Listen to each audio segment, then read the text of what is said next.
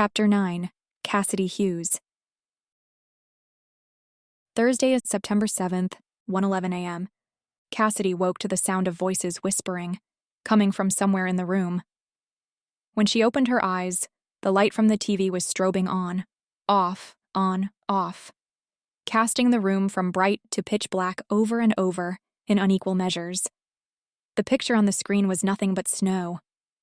On, off, like a power surge, in an oddly syncopated pattern.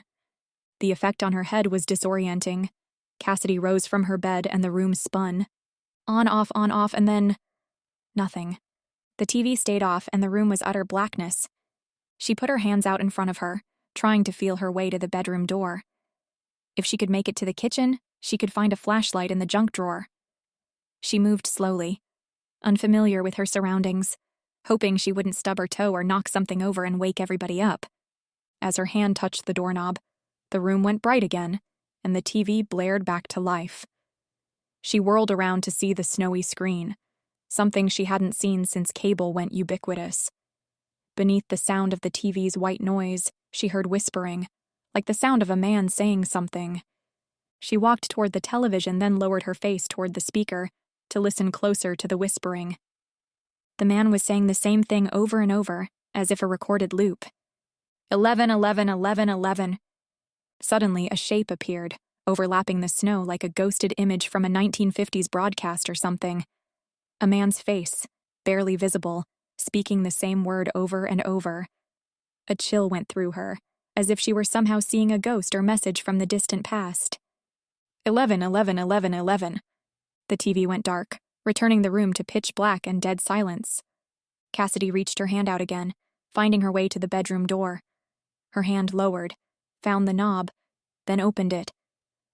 The moment she did, a bright light in the hallway blinded her, as if someone had placed giant spotlights at either end, then flicked them on the moment she stepped over the threshold. She shielded her eyes.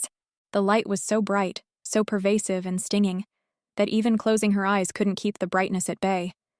Cassidy heard the TV click back on in her room. It played the sound of white noise with the whispering man saying 11 over and over.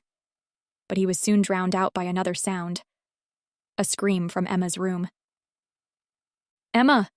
Cassidy stumbled blindly into the hall, one hand covering her eyes, the other feeling the wall, tracing it to Emma's door. "Help!" the girl screamed. "Mommy!" Cassidy moved faster, found the door, and burst in. A loud popping sound echoed through the entire house. Then everything went black.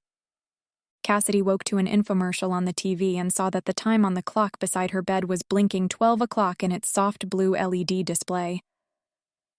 What the hell was in that pill? Her head was pounding and her body ached. Usually the pills made her slightly nauseous at worst. Nothing like this. She vaguely remembered having a dream. A nightmare. But it was all a blur behind the headache. She was pretty sure this was the worst headache she'd ever had. Was it a reaction to the pills, or an accumulation of all the stress? As a child, she used to get horrible migraines, pretty close to this. Maybe she was getting them again. Fuck. She found the pill bottle beneath her pillow, took another 2 pills, for pain this time, not recreation, and swallowed some water. She lay down on the pillow, watching as the clock's blue digits blinked on and off, on and. When she woke again in the morning, Emma was gone.